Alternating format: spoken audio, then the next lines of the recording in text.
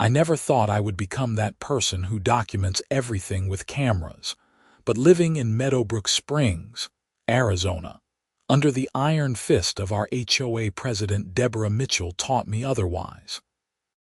It started on a Tuesday morning in late September when I noticed my outdoor extension cords were missing. I had 3 heavy-duty orange cords plugged into my garage outlets, running across my driveway to power the string lights I had installed along my backyard fence. Nothing fancy, just some warm white LED lights that made evening barbecues more pleasant. When I went out to check why the lights weren't working, the cords were completely gone. Not unplugged, not moved, just vanished. My name is Andrew Yates, and I have lived in this cookie-cutter subdivision for 4 years.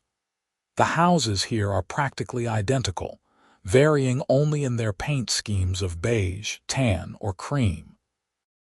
Everything about Meadowbrook Springs screams regulation and uniformity, from the mandatory mailbox designs to the approved list of 15 exterior paint colors.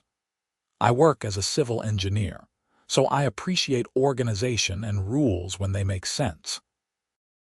But our HOA takes things to an entirely different level. I walked around my property, searching for the cords. They were expensive ones too, 50-foot commercial-grade extensions that I had purchased specifically for outdoor use. Together, they cost me almost $200. I checked with my wife Sandra to see if she had moved them for some reason, but she looked at me like I was crazy. "Why would I move your extension cords?" she asked, sipping her coffee at the kitchen table. "I do not know, just checking all possibilities before I assume someone took them." "You think someone stole them? Who steals extension cords?"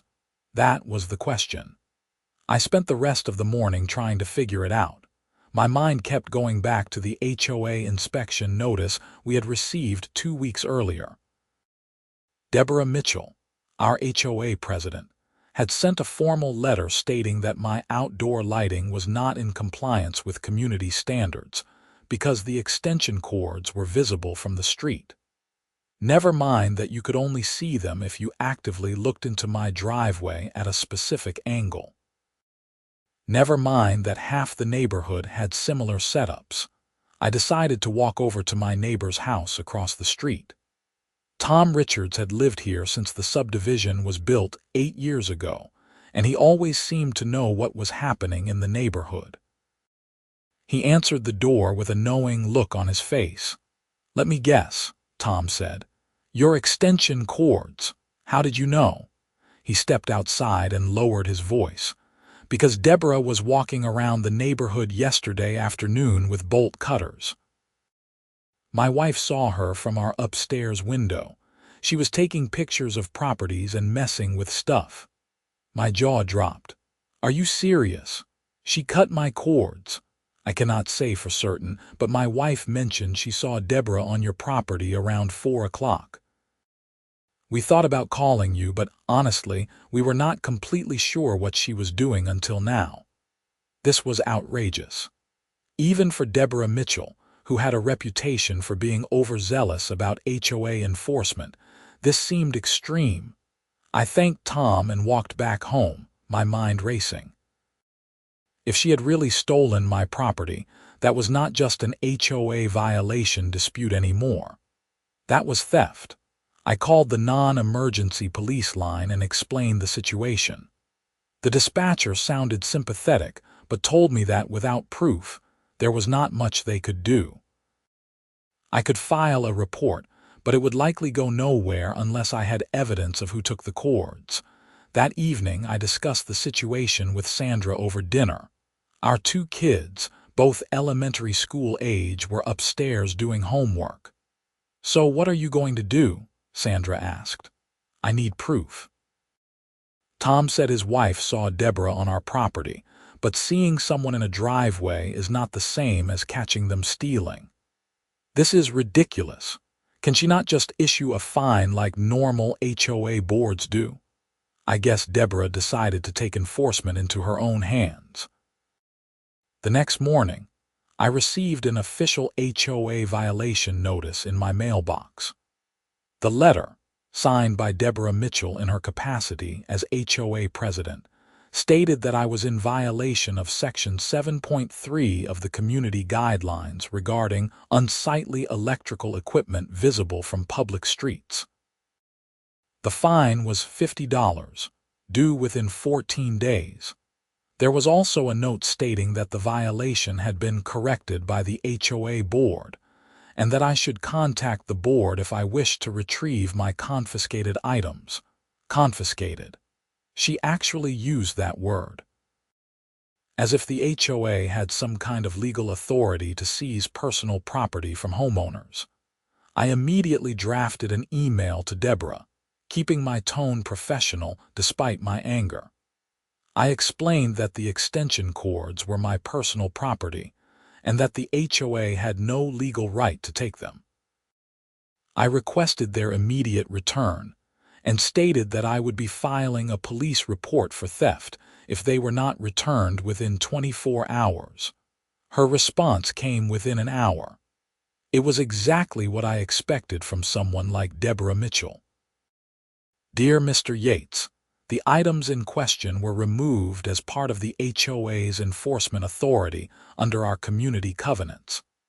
When homeowners fail to comply with written warnings, the HOA board is authorized to take corrective action to maintain community standards. Your extension cords created a safety hazard and visual blight. They will be returned to you upon payment of the violation fine, a confiscation processing fee of $75, and your written commitment to maintain compliance with all community guidelines.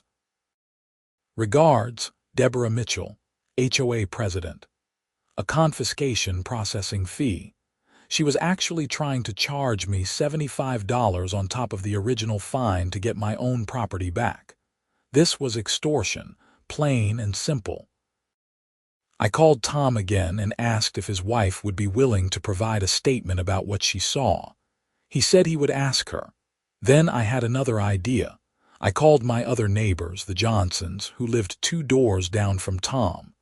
They were a retired couple who spent most of their time at home. Mrs. Johnson, Patricia, answered the phone. Andrew, hello. What can I do for you? I explained the situation. There was a long pause on the other end of the line. Well, that explains what we saw, Patricia said. My husband and I both saw Deborah on your property Monday afternoon. We have cameras, you know, home security system. We installed it after those car break-ins last year. The cameras face the street, but they also capture part of your driveway from our angle. My heart jumped. You have footage? I believe so. Let me check with Harold. Can you come over this evening? I agreed immediately. When I arrived at the Johnsons' house that evening, Harold had already pulled up the footage on their computer. The video quality was excellent. Clear as day, there was Deborah Mitchell walking up my driveway at 4:13 on Monday afternoon. She was carrying a canvas tote bag and what looked like tools.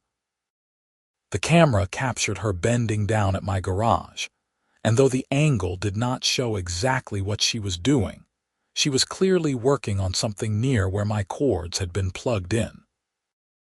2 minutes later, she walked back down the driveway with noticeably more bulk in her tote bag, which now had orange cable clearly visible hanging out. Oh my God, I said.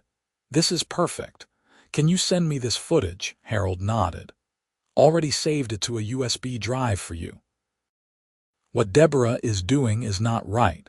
We have all tried to get along with the HOA, but she has become impossible this past year. Patricia chimed in. She fined us $300 because our mailbox was the wrong shade of black. The wrong shade. We had to repaint it with the exact brand and color specified in some obscure addendum to the guidelines. I thanked them profusely and took the USB drive home. But before I could decide what to do with the footage, Tom called me. Andrew, you need to come over here. Now.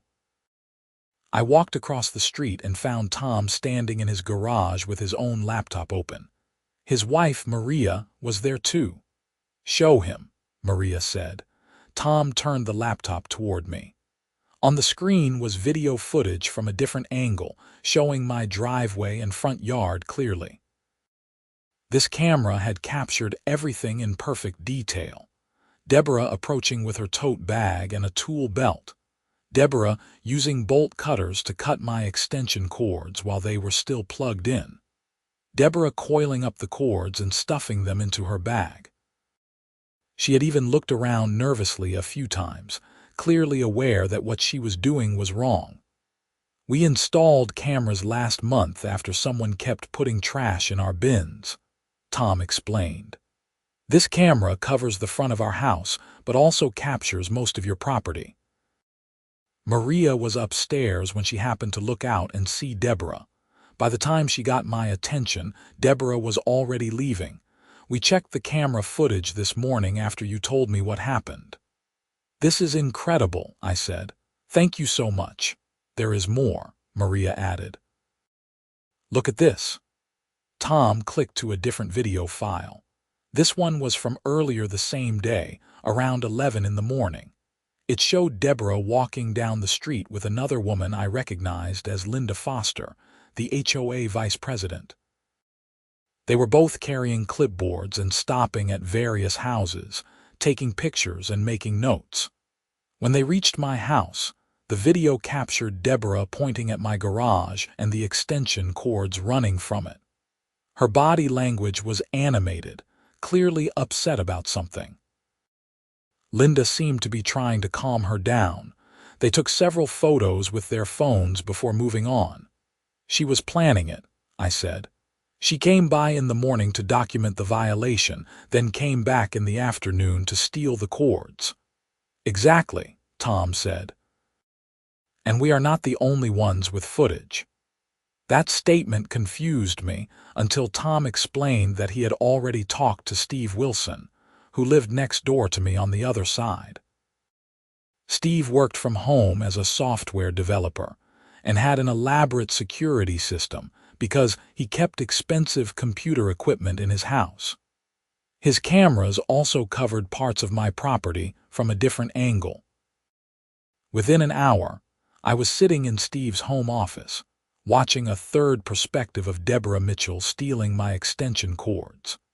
Steve's camera was mounted high on his second floor, providing an overhead view that showed everything with crystal clarity. You could even see Deborah cutting the cords while they were still plugged into the live outlets, which was not only theft but also incredibly dangerous. "So you have footage from 3 different houses," Steve said, leaning back in his chair. 3 different angles, all showing the same thing. Deborah Mitchell committed theft, and she was dumb enough to do it in broad daylight in a neighborhood where everyone has cameras now. "This is unbelievable," I said. "I mean, it is great for my case, but I still cannot believe she actually did this." Steve shrugged. "Deborah has always been controlling, but ever since she became HOA president last year, she has gotten worse. She thinks the rules give her unlimited power. Someone needs to knock her down a peg." I went home that night with 3 USB drives containing video evidence from 3 different neighbors. Sandra could not believe it when I showed her the footage. "You need to call the police," she said firmly. "This is not about extension cords anymore. She stole from you and she clearly thinks she can get away with it." She was right. The next morning, I called the non-emergency police line again and explained that I now had video evidence of the theft. They sent an officer to my house within an hour.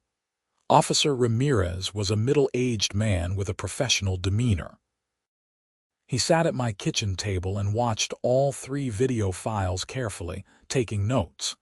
"This is pretty clear-cut," he said. "I will need copies of these videos for evidence. Have you attempted to contact Miss Mitchell about returning the property?" I showed him the email exchange. Officer Ramirez's eyebrows rose when he read Deborah's response. She is trying to charge you a fee to return property she stole from you, he said. That is not how HOA enforcement works. Even if she believed she had authority to remove the items, which is questionable, she cannot charge you to get your own property back. That is extortion. So what happens now? I am going to pay Miss Mitchell a visit. Based on this evidence, I will be filing charges for theft and possibly criminal trespassing. The value of the stolen property and the fact that she is attempting to extort money from you makes this more serious than petty theft. My heart was pounding. This was really happening. The HOA president was about to be arrested for stealing my extension cords. Officer Ramirez asked for Deborah's address, which I provided. She lived 4 streets over in one of the larger houses in the development. He left, saying he would contact me later with an update. I went to work that day but could barely concentrate. Around 2 in the afternoon, my phone rang. It was Officer Ramirez. Mr. Yates, I wanted to update you. I visited Miss Mitchell at her residence and showed her the video evidence. She initially denied everything, but when confronted with footage from multiple angles, she admitted to taking the extension cords. She claimed she was acting within her authority as HOA president. Did she return my cords? She did. I have them in my patrol car and will drop them off at your house this evening. However, Miss Mitchell became extremely combative when I explained that she would be charged with theft. She insisted that the HOA covenants gave her the right to confiscate property and that she would be filing a complaint against me for harassment. I could picture Deborah's reaction perfectly. She was the type of person who could never admit she was wrong. What happens next? I asked. I filed an official police report, and the case will be forwarded to the prosecutor's office. Given the video evidence and the value of the stolen property, it is likely Miss Mitchell will be charged. You will probably need to provide a statement and possibly testify if the case goes to court. I will do whatever is necessary. That evening, Officer Ramirez dropped off my extension cords. 2 of them had been cut into pieces, probably when Deborah used the bolt cutters on them while they were still plugged in. The 3rd one was intact but had some damage to the plug end. They were essentially ruined. Document the damage, Officer Ramirez advised. You can add this to your statement. She destroyed your property. Over the next few days, word spread through the neighborhood like wildfire. Apparently, Deborah had been calling other HOA board members and homeowners, trying to paint herself as the victim. She claimed I was harassing her and that the police were overreaching. She sent an email to the entire neighborhood through the HOA mailing list, stating that she had been unjustly accused and that she had only been trying to enforce community standards for everyone's benefit. The response from the neighborhood was not what Deborah expected. Within hours, my email inbox was flooded with messages from other homeowners sharing their own horror stories about Deborah's enforcement tactics. One family had been fined for having flowers that were the wrong color in their front garden. Another homeowner had received a violation notice because their house number plaque was mounted 1 inch too far to the left of their door. Someone else had been threatened with legal action because their dog barked during the day while they were at work. Tom, Steve, and the Johnsons all sent emails to the HOA board and CC'd the entire neighborhood, explaining what they had witnessed and offering their video footage as evidence. Several homeowners replied, expressing support for me and calling for Deborah's removal as HOA president. The situation escalated when Linda Foster, the vice president, resigned from the HOA board with a scathing resignation letter that she sent to everyone in the community. In it, she explained that she had been uncomfortable with Deborah's enforcement methods for months, but had been afraid to speak up. She detailed several instances where Deborah had exceeded her authority, including the incident with my extension cords. Linda wrote that she had explicitly told Deborah not to remove the cords herself, and that Deborah had ignored her advice. I cannot in good conscience continue to serve on a board that engages in illegal activity, Linda wrote. What Deborah did to Mr. Yates was theft, plain and simple. The fact that she is trying to justify it as HOA enforcement is absurd and damages the reputation of every legitimate HOA board in this country. 2 other board members resigned within 24 hours of Linda's letter. Suddenly, the Meadowbrook Springs HOA board consisted of only Deborah and 1 other member, Gary Chen, who immediately called for an emergency community meeting. The meeting was scheduled for the following Tuesday evening at the community center, a small building at the entrance to our subdivision. I debated whether to attend, but Sandra convinced me I should go. "You need to be there," she said. "This is your chance to set the record straight." The community center was packed when we arrived. Every seat was taken and people were standing along the walls. I saw Tom, Maria, Steve, and the Johnsons, all of whom gave me supportive nods. There were at least 70 people crammed into a space designed for maybe 40. Deborah sat at a folding table at the front of the room, looking defiant. She was a woman in her late 50s with short blonde hair and the kind of stern expression that seemed permanently etched on her face. Gary Chen sat beside her, looking extremely uncomfortable. Gary called the meeting to order and immediately addressed the elephant in the room. "We are here tonight to discuss the recent incidents involving the HOA board and Mr. Andrew Yates," Gary said. "I want to start by saying that I was not aware of the actions taken by our president regarding Mr. Yates's property. I learned about it at the same time as the rest of you." Deborah leaned forward to grab the microphone, but Gary held up his hand. "Deborah, you will have a chance to speak, but I am going to establish some ground rules first. This is a community meeting and everyone will be respectful. We will hear from both sides, and then the community can decide how to proceed." He turned to me. "Mr. Yates, would you like to explain what happened from your perspective?" I stood up, my heart racing. Public speaking was not my favorite activity, but I needed to do this. I explained everything clearly and calmly, from discovering my missing extension cords to receiving the confiscation notice from Deborah, to obtaining the video footage from 3 neighbors, to the police report and the return of my damaged property. As I spoke, I could see people in the audience shaking their heads and murmuring to each other. When I finished, Deborah immediately grabbed the microphone. "I was doing my job as HOA president," she said, her voice sharp. "Mr. Yates received a written warning about his violation. He ignored it. The covenants clearly state that the board has enforcement authority. I exercised that authority."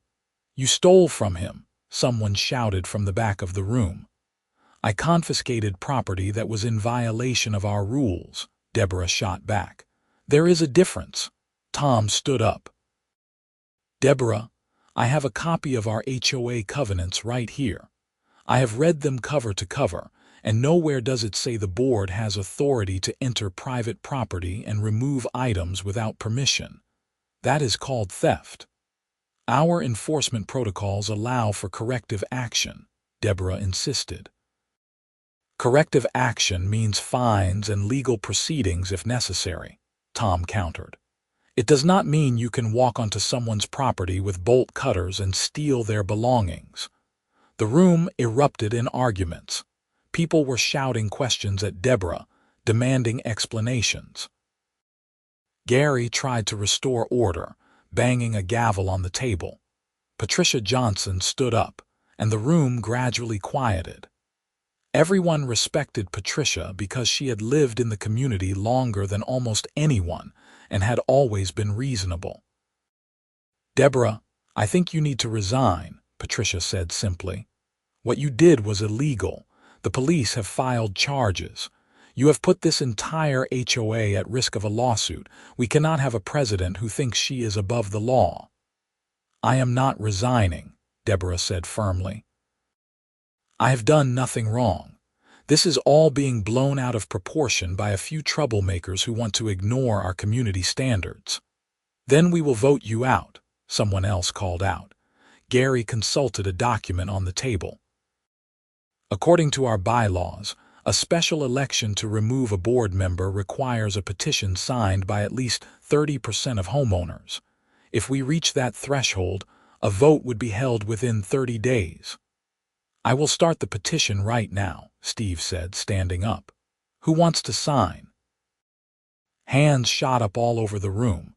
Within 5 minutes, Steve had over 50 signatures on his phone using a digital petition app.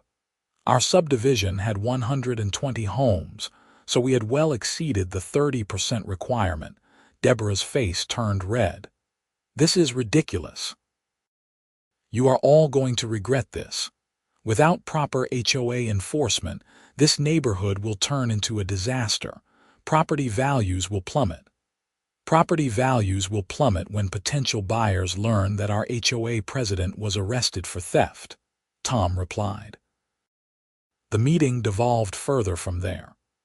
Deborah stormed out after another 20 minutes of heated exchanges, shouting that we were all making a huge mistake. Gary announced that he would schedule the removal vote, and that in the meantime, all HOA enforcement actions were suspended pending a full review of the board's procedures. Over the following 2 weeks, the neighborhood was consumed with HOA drama. The petition to remove Deborah gained signatures from over 90% of homeowners. People were angry not just about what she had done to me, but about the pattern of overreach and harassment that had characterized her tenure as president. During this time, I received a call from the Maricopa County Prosecutor's Office. An assistant prosecutor named Jennifer Walsh explained that they were moving forward with charges against Deborah Mitchell. "We are charging her with theft and criminal trespassing," Jennifer said. "Given the video evidence and the value of the damaged property, these are both misdemeanor charges, but they carry potential jail time and fines. What do I need to do? We will need you to provide a formal statement and testify at her arraignment if necessary. I also wanted to inform you that Miss Mitchell's attorney has reached out about a possible plea deal." "What kind of plea deal?" "They want the charges reduced or dropped in exchange for Miss Mitchell's resignation from the HOA and payment of restitution for your damaged property." "What are your thoughts on that?" I considered it.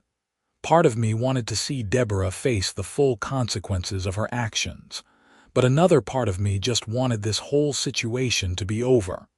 "How much restitution are we talking about?" "Your extension cords cost approximately $200. Her attorney is offering $500 to cover the cords and compensate you for your time and trouble. And she would resign from the HOA immediately. Yes, she would also be required to complete a community service program." I talked it over with Sandra that evening. "I do not know," Sandra said. "On one hand, $500 and her resignation sounds good. On the other hand, she should face criminal charges for what she did." "I agree, but I also do not want to spend months dealing with court appearances and legal proceedings.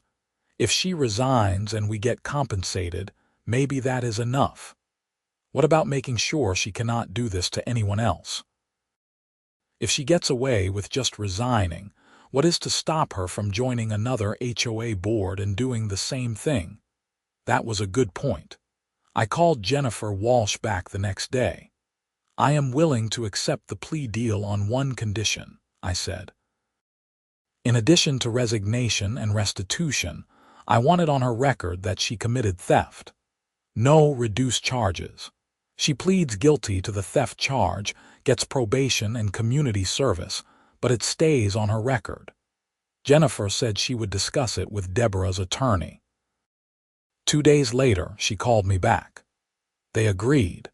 Miss Mitchell will plead guilty to misdemeanor theft, resign from the HOA immediately, pay you $500 in restitution, complete 100 hours of community service, and serve 1 year of probation.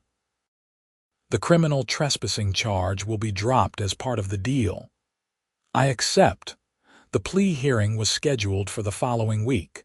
I attended, wanting to see it through. Deborah looked diminished in the courtroom, none of the arrogance and self-righteousness she had displayed at the community meeting. She stood before the judge and admitted, in a quiet voice, that she had stolen my extension cords. "I was wrong," she said. "I let my position go to my head, and I thought I had authority I did not actually have. I apologized to Mr. Yates and to the community." The judge accepted her plea and imposed the sentence we had agreed upon. As we left the courtroom, Deborah avoided eye contact with me. Her attorney handed me a check for $500. "My client wanted me to convey that her apology was sincere," the attorney said. "She realizes now that she made a serious mistake." I nodded and took the check without comment. Part of me felt bad for Deborah in that moment. She had destroyed her reputation and gotten a criminal record over extension cords. But then, I remembered how arrogant and unrepentant she had been initially, how she had tried to charge me money to get my own property back, and the sympathy faded. The following week, the HOA held its special election. With Deborah already resigned as part of her plea deal, the election focused on choosing new board members and establishing better oversight procedures. Tom was elected as the new HOA president, with Patricia Johnson as vice president. Several other reasonable neighbors joined the board, including Steve. One of their first acts was to conduct a comprehensive review of the HOA covenants and enforcement procedures. They discovered that many of the rules Deborah had been enforcing were either not actually in the covenants or had been wildly misinterpreted. The wrong shade of black mailbox that Patricia had been fined for. That specification did not exist anywhere in the official documents. Deborah had apparently made it up. The new board issued refunds for all questionable fines that had been levied in the past year, totaling over $8,000 returned to various homeowners. They also implemented new rules requiring board votes for any enforcement action over $50 and mandatory legal review for anything involving property access. Tom called me one evening a few weeks after taking over as president. "Andrew, I wanted to thank you," he said. "If you had not pushed back against Deborah, she would have kept getting worse. Who knows what she would have done next?" "I just wanted my extension cords back," I said with a laugh. "Well, you did the whole neighborhood a favor." We have already gotten feedback from several homeowners who said they were considering moving because of the HOA harassment. Now they are happy to stay. Life in Meadowbrook Springs returned to normal after that, but it was a better normal. The new HOA board was reasonable and focused on actual community issues like maintaining common areas and organizing neighborhood events. The ridiculous nitpicking and over-enforcement stopped completely. I reinstalled my backyard lights with new extension cords, and this time nobody bothered me about them. In fact, several other neighbors put up similar lights, and the evening ambience in the neighborhood improved significantly. About 3 months after the plea hearing, I ran into Deborah at a grocery store in Scottsdale. She was alone, pushing a shopping cart through the produce section. When she saw me, she froze. I could have walked away and avoided the awkwardness, but something made me approach her. "Hello, Deborah," I said. "Andrew." She looked uncomfortable. "How are you?" "I am fine. How are you doing?" She sighed. As well as can be expected, I suppose, I am finishing up my community service hours, working at a food bank downtown. That is good. There was an awkward pause. I really am sorry, Deborah said. I know I said it in court, but I want you to know I meant it. I got carried away with the HOA stuff. I thought I was protecting the neighborhood, but I was really just being a control freak. Her honesty surprised me. I appreciate you saying that. I heard Tom is doing a great job as president. The neighborhood is probably better off without me. Everyone makes mistakes, Deborah. You are paying for yours, and hopefully you have learned from it. She nodded, looking like she might cry. I have. Believe me, I have. Getting arrested over extension cords is not exactly my proudest moment. We parted ways after that brief conversation, and I never saw her again. I heard through the neighborhood grapevine that she and her husband sold their house in Meadowbrook Springs and moved to Tucson. Apparently, she wanted a fresh start away from the community where she had become infamous. The story of the HOA president who stole extension cords became something of a legend in our neighborhood. New homeowners moving in would inevitably hear about it, usually with embellishments and exaggerations. Some versions had Deborah stealing all kinds of things from various properties. Others claimed she had been running some kind of HOA extortion racket. The truth was dramatic enough without the additions, but people seemed to enjoy the story. For me, the whole experience taught me several valuable lessons. First, always document everything, especially when dealing with HOA issues. If I had not had video evidence from 3 different neighbors, the police probably would not have been able to do anything, and Deborah might have gotten away with it. Second, standing up to unreasonable authority is important. I could have just paid Deborah's bogus fees and gotten my cords back, avoiding all the drama. But doing so would have sent the message that her behavior was acceptable, and she would have kept abusing her power with other homeowners. Third, and perhaps most importantly, I learned that most people are reasonable when given the chance to be. The overwhelming support I received from my neighbors showed me that even in an HOA-governed community, where people usually just keep their heads down, there is a strong sense of fairness and justice. People knew Deborah was wrong, and when given the opportunity to do something about it, they acted. The 3 neighbors who provided video evidence became close friends of mine. Tom, Steve, Patricia, and Harold were all at my house regularly for barbecues and game nights. Maria and Sandra became close as well, often going to yoga classes together. The whole incident, as stressful as it was at the time, ultimately brought the neighborhood closer together. The new HOA board under Tom's leadership transformed Meadowbrook Springs into a genuinely pleasant place to live. They organized community events like holiday parties and summer movie nights in the common areas. They established a neighborhood watch program that was actually about safety rather than harassment. They even created a community garden where residents could grow vegetables and flowers together.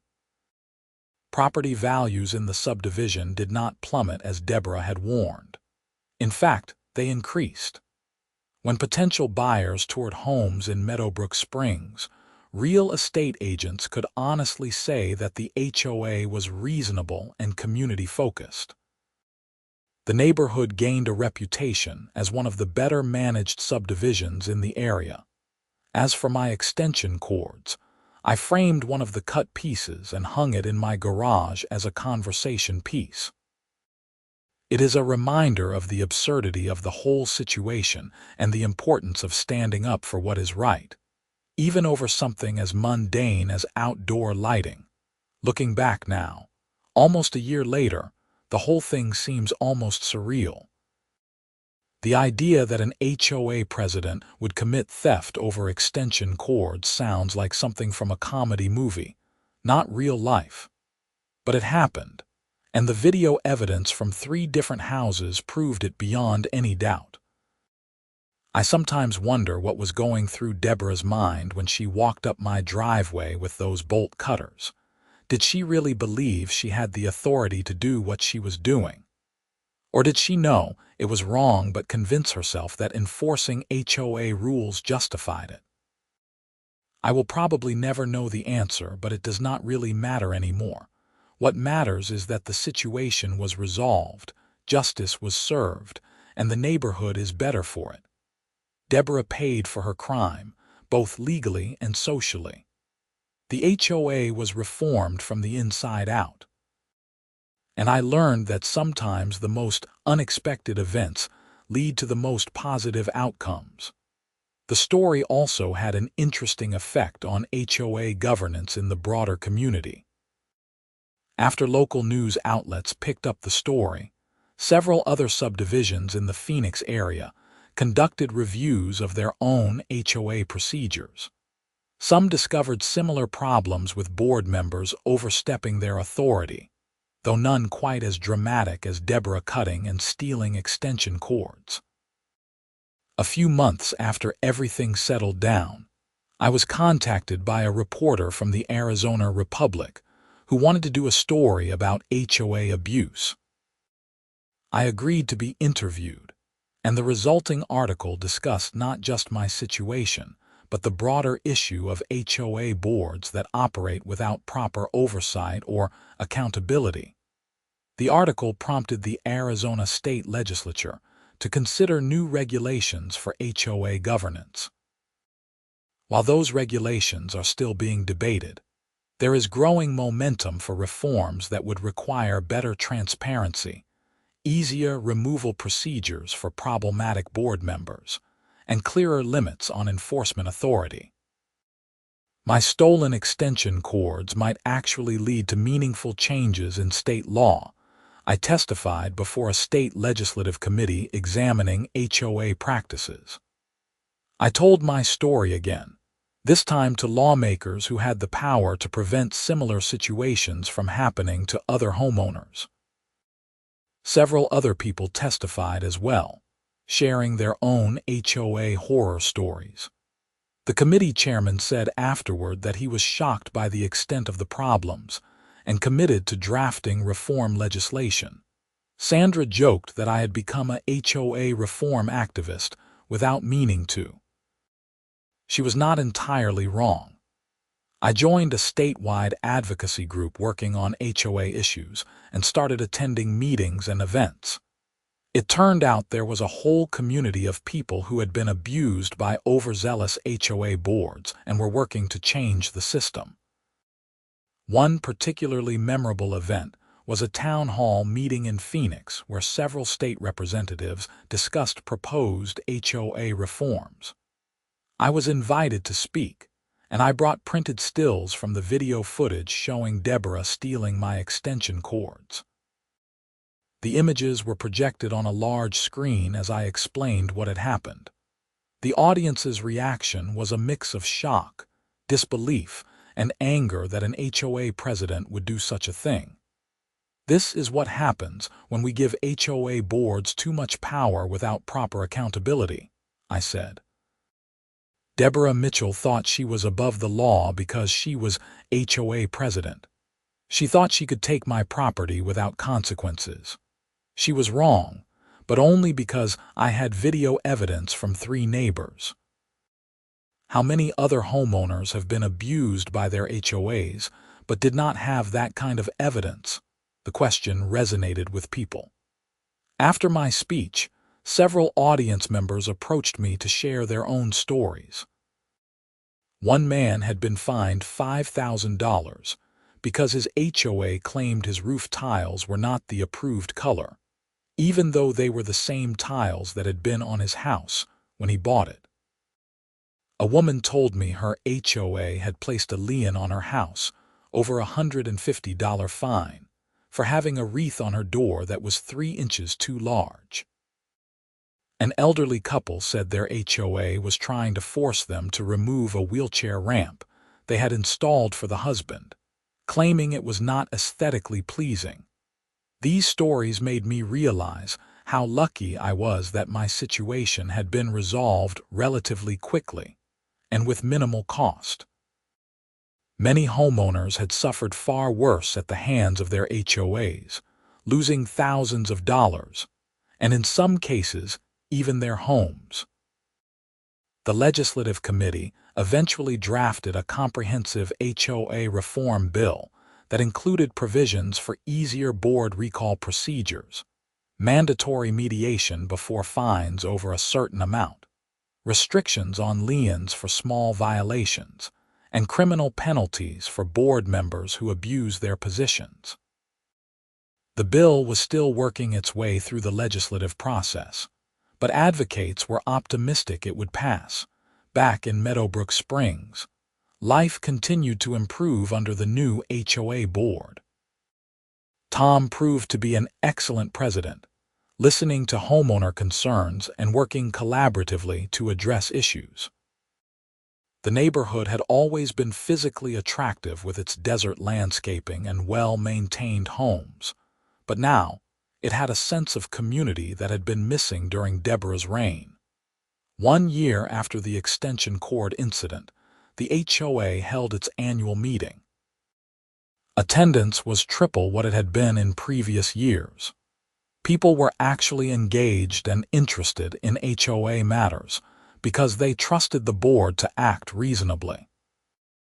During the meeting, Tom presented an award for community service to me, thanking me for standing up to corruption and helping reform the HOA. It was a joke award, a small plaque with a picture of an extension cord on it, but the sentiment behind it was genuine. The entire room applauded. Andrew did not set out to become a HOA reformer, Tom said. He just wanted his extension cords back. But by standing up for what was right and holding our former president accountable, he made this neighborhood a better place for everyone. That is the real meaning of community service. I accepted the plaque with a laugh, promising to hang it next to my framed piece of cut extension cord in the garage. As I looked around the room at my neighbors, many of whom had become genuine friends over the past year, I felt grateful for how everything had turned out. Yes, it had been stressful. Yes, it had been absurd. But ultimately, good had prevailed over petty tyranny and a community had come together in the process. Sandra squeezed my hand as we sat back down. "I am proud of you," she whispered. "For what? Getting my extension cord stolen," she smiled. "For not backing down. For doing the right thing even when it would have been easier to just pay the fine and move on." That night, after the meeting ended and we returned home, I stood in my backyard looking at the string lights that had caused all the trouble. They glowed warmly in the darkness, casting a pleasant ambience over our patio and garden. The extension cords running to them were visible if you looked closely, but nobody cared anymore.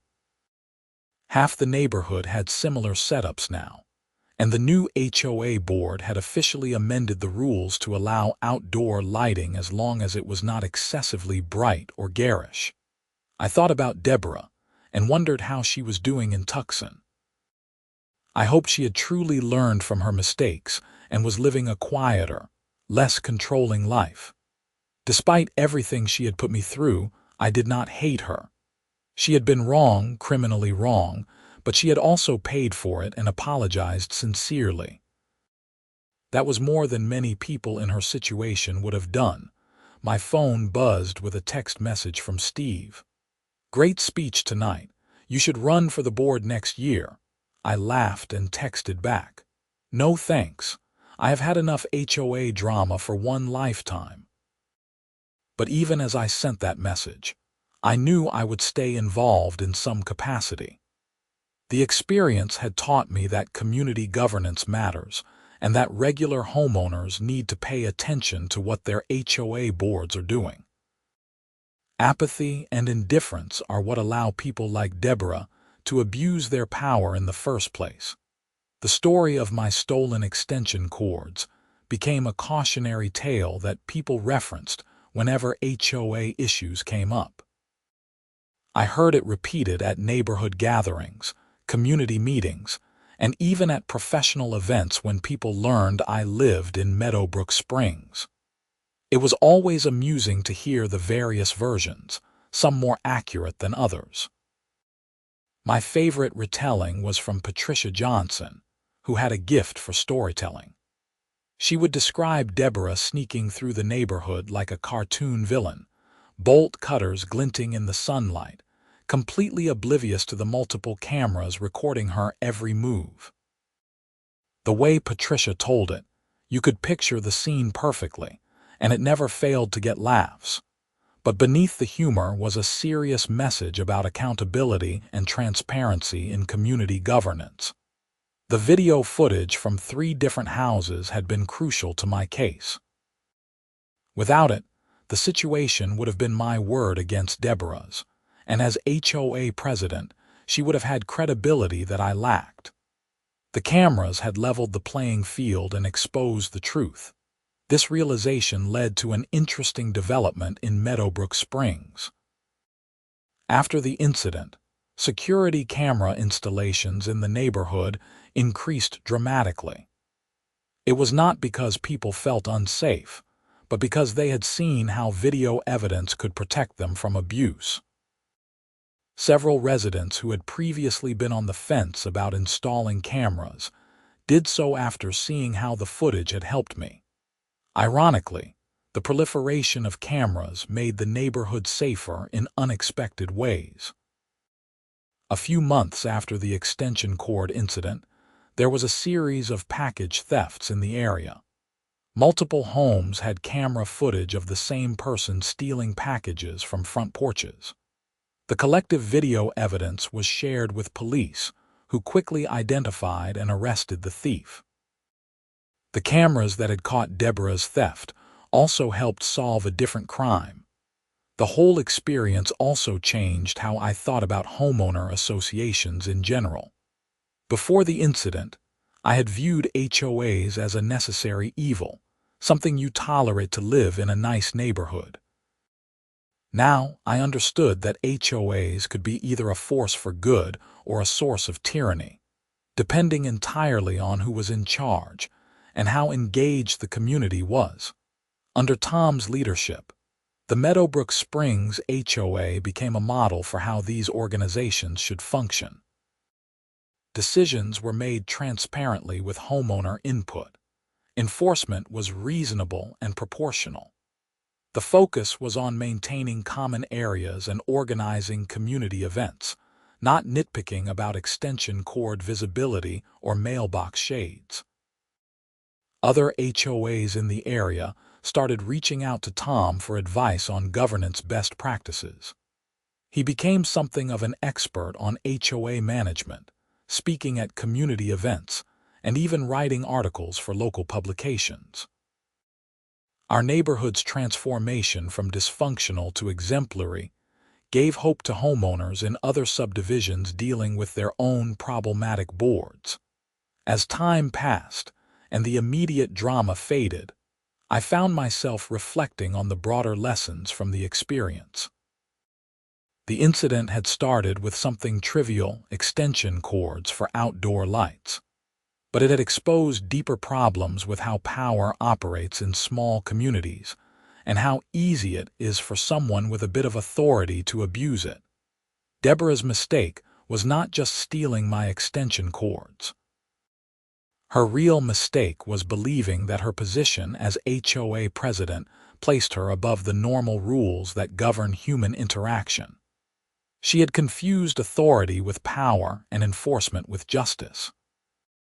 When you start thinking you can take people's property because of a perceived violation of community standards, you have lost sight of basic principles of fairness and legality. The fact that she had done it so brazenly, in broad daylight, suggested she genuinely believed she was in the right. That was perhaps the most troubling aspect of the whole thing. Deborah was not a criminal mastermind or a malicious person. She was simply someone who had convinced herself that enforcing HOA rules justified extreme actions. how many other HOA board members across the country were operating under similar delusions, how many homeowners were being harassed, fined, or having their property tampered with by people who believed they were just doing their jobs.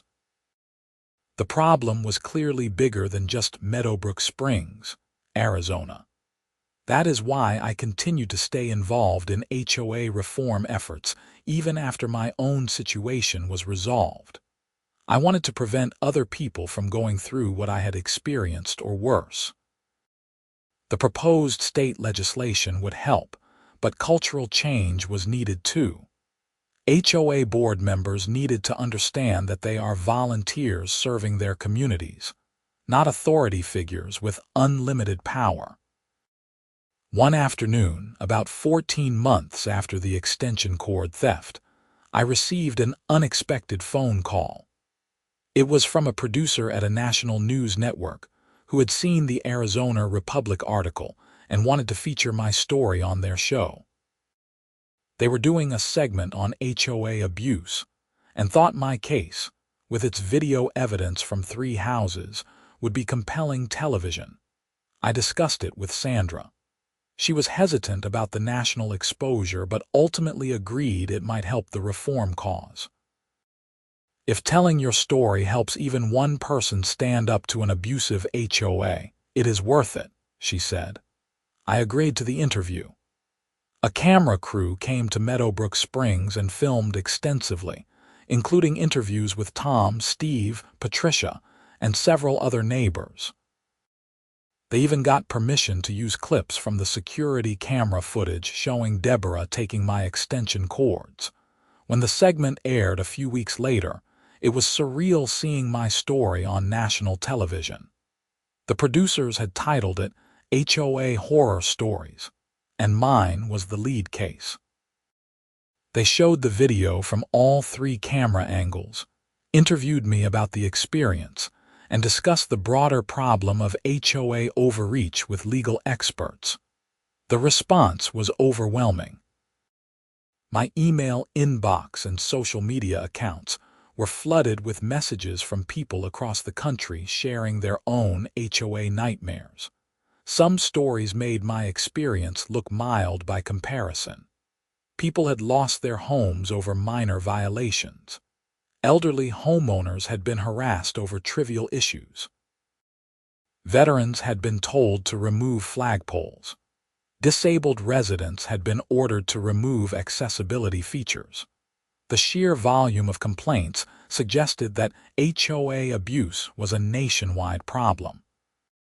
I forwarded many of the messages to the advocacy group I had joined, and they used them to build a database of HOA abuse cases that could be referenced when lobbying for reform. The national attention also put pressure on Arizona lawmakers to act on the pending reform legislation. The bill that had been stalled in committee suddenly gained momentum and moved forward for a vote.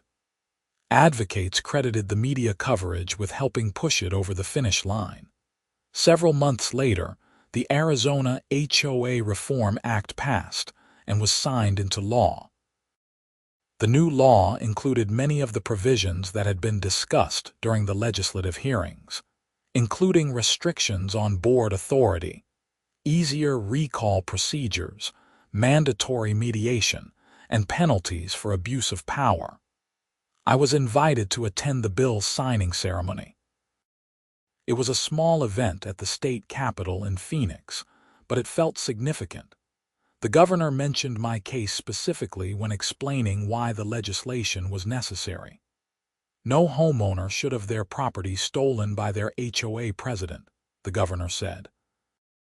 What happened to Mr. Yates in Meadowbrook Springs was unacceptable, and this new law will help prevent similar abuses in the future. Standing there watching the governor sign the bill into law, I felt a sense of accomplishment that went beyond just getting my extension cords back or seeing Deborah held accountable. Real change had happened. The system had been reformed, at least in Arizona, and other states were now looking at similar legislation. all because of some outdoor lighting extension cords and 3 neighbors with security cameras. Life eventually returned to a comfortable routine. The national media attention faded, and I went back to being just another homeowner in Meadowbrook Springs. But the neighborhood was permanently changed for the better. The HOA board continued to function well under Tom's leadership, and eventually under new leadership when Tom stepped down after 3 years of service. The community garden that the new board had established became a beloved neighborhood feature. Sandra and I had our own plot where we grew tomatoes and peppers. Working in the garden on weekend mornings, chatting with neighbors, was therapeutic after all the drama of the Deborah years. My kids, now in middle school, barely remembered the extension cord incident. To them, it was just a weird story about how Dad had once been on TV because the HOA president stole something from him. They were more interested in their sports and school activities than HOA governance, which was probably healthy. But I made sure to teach them the lessons I had learned from the experience. Stand up for what is right, even when it is difficult. Document everything when dealing with disputes. Community involvement matters. Power without accountability leads to abuse. These were important life lessons that extended far beyond HOA issues. The framed piece of cut extension cord still hung in my garage, and the Joke Award plaque sat on a shelf nearby. Visitors would occasionally ask about them, and I would tell the story, which by now I could recite in 5 minutes or less. It always got a reaction, usually disbelief followed by laughter once people realized it was true. 3 years after the incident, I ran into Gary Chen, the former HOA board member who had called the emergency community meeting. He told me he had just been elected to the state legislature and planned to work on HOA issues at the state level. "Your case was a wake-up call," Gary said. "It showed me that HOA governance is broken in a lot of places, and we need systemic reforms. I am going to make that one of my priorities in the legislature." I wished him luck and offered to help however I could. It was encouraging to see people like Gary using the experience as motivation to create broader change. As I write this, 5 years have passed since Deborah Mitchell walked up my driveway with bolt cutters and stole my extension cords. Those 5 years have seen tremendous change in how HOAs operate, at least in Arizona. The reforms have worked. Complaints about HOA abuse have decreased significantly. Homeowners feel more empowered to challenge unreasonable board decisions. And board members are more careful about overstepping their authority. Meadowbrook Springs is thriving. Property values have increased steadily. New families move in and are impressed by the sense of community and reasonable HOA governance. The neighborhood has won awards for its community garden and social events. It is everything a planned community should be. I still have my outdoor lights strung along the backyard fence, powered by extension cords that run from the garage. Nobody has ever complained about them again. In fact, they have become a neighborhood feature. During the holidays, I add additional lights, and people drive through the subdivision specifically to see the displays. Those extension cords, the ones that caused so much trouble, are a reminder that sometimes standing up for yourself over something small can lead to changes much bigger than you ever imagined. I wanted my extension cords back. What I got was justice, community reform, state legislation, and a neighborhood transformed. It is funny how life works sometimes. The most mundane objects, 3 orange extension cords, became the catalyst for real change. And 3 neighbors with security cameras, people just trying to protect their own properties, became the key witnesses in a case that ultimately helped reform HOA governance across an entire state.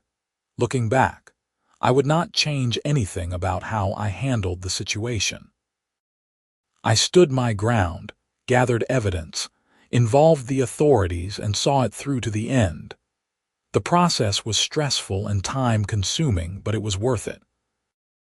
Not just for me, but for everyone in Meadowbrook Springs and hopefully for homeowners across Arizona who will benefit from the reforms that followed. Deborah Mitchell taught me an important lesson, though not the one she intended. She showed me that abuse of power can happen anywhere, even in a suburban HOA. But she also inadvertently demonstrated that ordinary people can fight back successfully when they work together and stand up for what is right. The story of the HOA president who stole extension cords will probably be told in Meadowbrook Springs for generations. It is part of our community history now, a reminder of how things used to be and how much better they are now. And every time I plug in those outdoor lights and watch them glow warmly in the Arizona evening, I remember that sometimes the smallest things matter most. 3 houses, 3 cameras, 3 different angles, and one very clear message. Nobody is above the law, not even the HOA president.